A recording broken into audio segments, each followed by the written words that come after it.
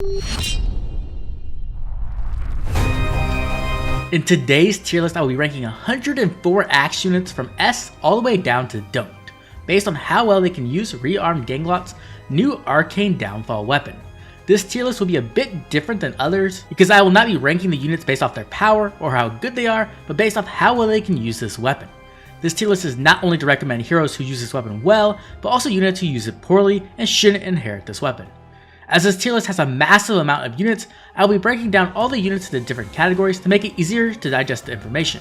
You can find the timestamps in the description down below. Now let's quickly go over the criteria I use to rank these heroes. First is if the unit has access to Prf Skills. For example, a hero like Thor with Worldbreaker, heroes that have Prf Skills cannot equip their Prf Skill and this weapon, so it has less value on these units. Second, if the unit is due for a refine or will eventually get a refine in the future. Third, if the unit has already had their weapon refined, intelligence systems will most likely never do re-refines, so this is another chance for them to be really good. Fourth, if the hero is a seasonal hero with no preference weapon. These units historically have never got preference weapons or refines, so this is their first chance at getting access to preference weapons. Fifth, stat line. When you're looking at inheritable weapons, stat lines become a much bigger determining factor. Sixth, movement type. Different movement types have different skill availability, which in turn makes this weapon more valuable on movement types without access to skills like no follow-up. Lastly, but most importantly, if you have a favorite unit you love, use it on them. Playing with your favorites is the most important factor. Screw the tier list, favorites are greater than meta. Before we jump into the tier list, let's go over Arcane Downfall, so we can understand its strengths and weaknesses. Arcane Downfall has 5 effects. Cooldown reduction -1, and then 4 effects tied to the condition the unit is at or above 25% HP. First, we have plus $5 stats, which is pretty standard for preference weapons nowadays. Second, the foe cannot make a follow-up attack. Third, special acceleration on every hit. This is similar to a breath effect, but on both phases. You'll essentially get +2 special cooldown per attack, as long as there isn't a guard or tempo effect on the enemy. And lastly, your hero will heal 7 HP every time they hit the opponent. The first thing we need to discuss is that this weapon does offer plus $5 stats and can be refined for additional stats. This means this weapon can offer up to +8 speed, which is very good for units who want to stack speed. The second effect we need to discuss is the follow-up denial. Now in all honesty, this isn't the best effect for several reasons. No follow-up or offensive no follow-up completely counters this effect. No follow-up is literally everywhere in the meta at this moment. Infantry units can get it in their B slot, their CO slot, and can even get it via bust from Infantry Speed Tactic, Infantry No Follow-Up, or even Legendary Byleth. Offensive No Follow-Up has been added to a ton of new weapons and refines, and is even present in the Flow line of skills like Flow Refresh, Flow Guard, etc. And that's not even considering the interactions between guaranteed follow-up attacks and follow-up denial effects, where it essentially becomes a speed check. If the unit is fast enough, they can even turn off certain versions of No Follow-Up, such as the ones that come from Infantry Speed Tactic, which are speed-based. Speaking of no follow-up, this weapon has terrible synergy with it.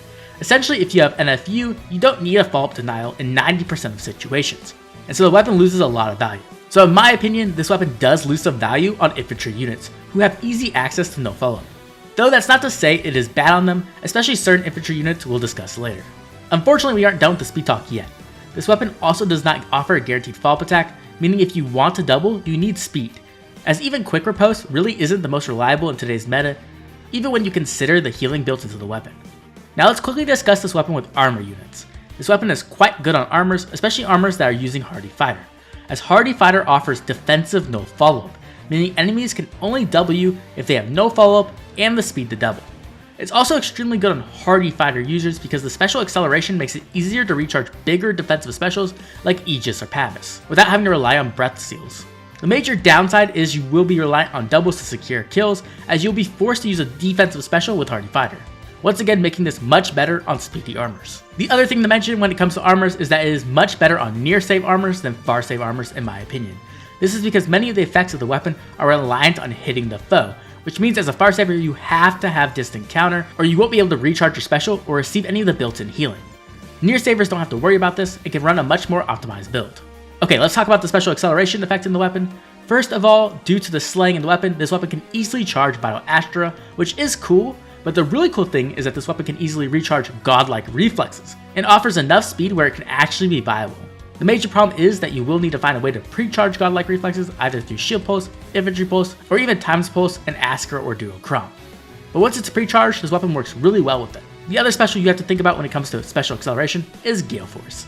Now this weapon is very good on Gale Force units, but there is a big caveat. This cannot be used on Gale Force Initiators. A Gale Force Initiator's main job is to get into Wings of Mercy range, and this weapon has built-in healing, which makes it extremely more difficult to do.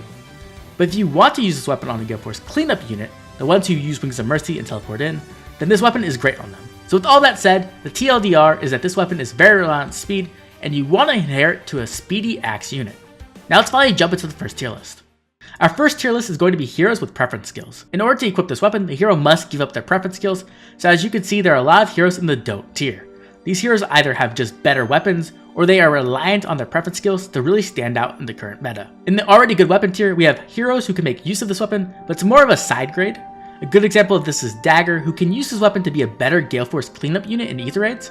In that build, you will already be giving up her preference B skill for Wings of Mercy, so you aren't losing as much, and it does make it easier for her to Gale Force. This weapon could also be used on Legendary Hector in a near save build, but in my opinion it really isn't all that much better than his weapon already, so I wouldn't really recommend it. In B tier we have Dual Arm, Helm, and Legendary Elgard.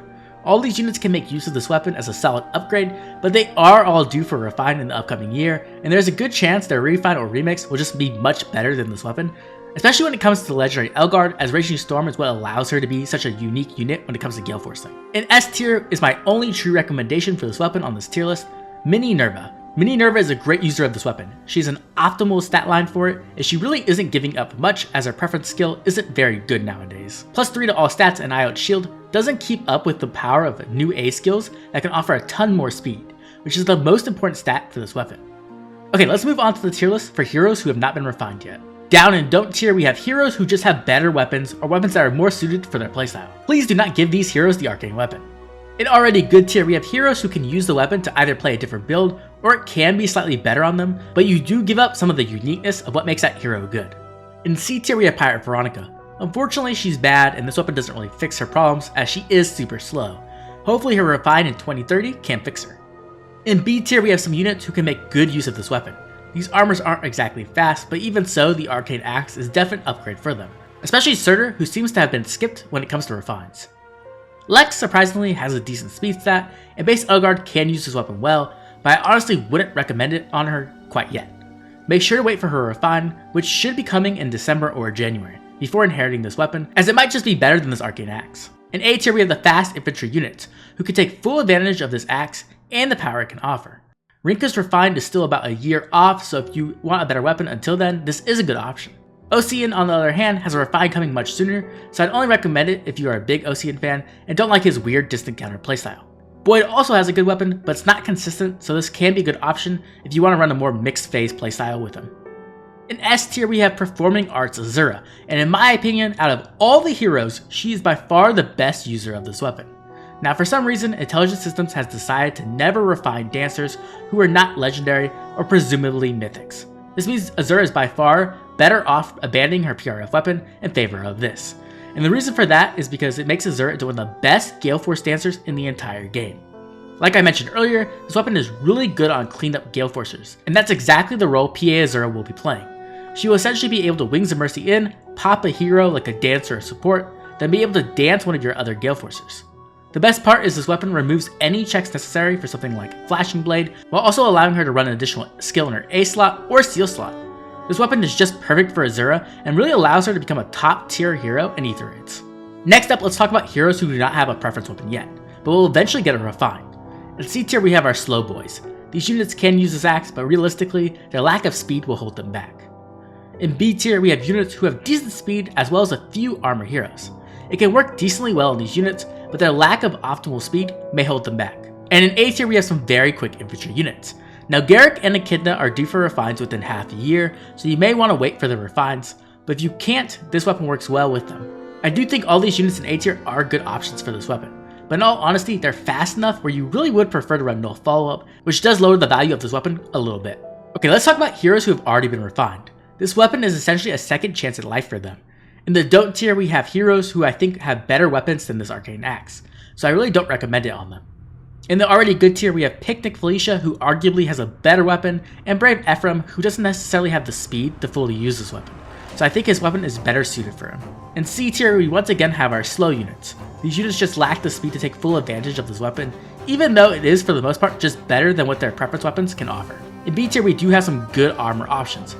The Hectors both have a very good weapon when it comes to non-Hardy Fighter builds, but if you want to use Hardy Fighter builds, then they no longer receive their massive healing from specials and are better off using the Arcane Axe. We also have some middling speed heroes in B tier who the axe is a major upgrade for, but they will need to speed stack quite a bit to make use of it. When it comes to Shirshi, you could argue her preference Brave Axe is better on any non-speedy build. A tier has some of my favorite users of this weapon. These are some very speedy infantry units who can make great use of it. In particular, I love Raven with this weapon, because it's not only a massive upgrade to his current weapon, but most importantly, it matches his Hell Resplendent skin perfectly. All these other infantry units can make good use of it too, and if you're a big fan of Anna, this is a chance for a solid upgrade. In S tier, we find some of my top recommendations. Amelia is by far one of the best users of this weapon. Not only can she take full advantage of its effects with a Hardy Fighter build, but she's fast enough to even deny no follow-up users, while also cracking back with a double. Amelia is by far the best armor user of this weapon, and this definitely makes her a much better savior unit, especially as a near saver in my opinion. Some of my other top recommendations are cavalry and flyers with very high speed. The combination of a flow skill and follow-up denial allows them to work better as mixed phase units. The flow skill fixes one of the weapon's biggest problems, no guaranteed follow-up attack, by granting the user offensive no follow-up in player phase. Of course, this doesn't completely fix the problem, but I do think Cavs and Flyers get more value out of this weapon than infantry units who have easy access to full no follow-up, which is just better in almost every way. Our final tier list is going to be seasonal heroes who do not have preference weapons. In my opinion, this is one of the best places to use this weapon, as these heroes will never get a PRF weapon of their own. Let's start off with C tier. Both Hinata and Zealot are quite slow, so unfortunately they can't make full use of this weapon. In B tier, we have our seasonal armors and some milling speed infantry units. When it comes to these slower armors, I definitely recommend using them as near save units, so you can use a fighter skill that will let you double. In A tier, we have our other speedy axe armor, Lissa. Lissa has pretty good speed, so she can make great use of this weapon, though it might look a little funny for Winter Lissa to be running around with a demon scythe. Notably, we also have some of our powerful free-to-play axe infantry like Ninja Shamir and Hana, who both have very competitive speed stats and therefore can make great use of this weapon. Lastly, we have S tier, and once again, we have one of the best users of this weapon up here, New Year's Azura. New Year's Azura is arguably the second best user of this weapon. Just like performing Arts Azura before, she does an amazing job as a Gale Force dancer. The major difference will be the support this Azura can offer. Instead of infantry pulse, this Azura can offer mobility buffs, like ground orders to the team, or even just stat buffs if that's what the team needs. Another notable unit in this tier is going to be Summer Seth. Summer Seth is easily the best axe cavalry user of this weapon in the game, and can make him into a powerful cav unit. He still won't be up to the power level of something like Summer Dimitri or Groom Roy, but even so, I'm really happy to see a powerful version of Seth in the game. I hope this video is able to help you decide who to inherit Arcane Downfall to. But if you'd like to see another perspective on our Arcane Downfall tier list, go check out Phaeology's tier list in the top left. Like and subscribe. This has been Oblivion. I'll catch y'all later.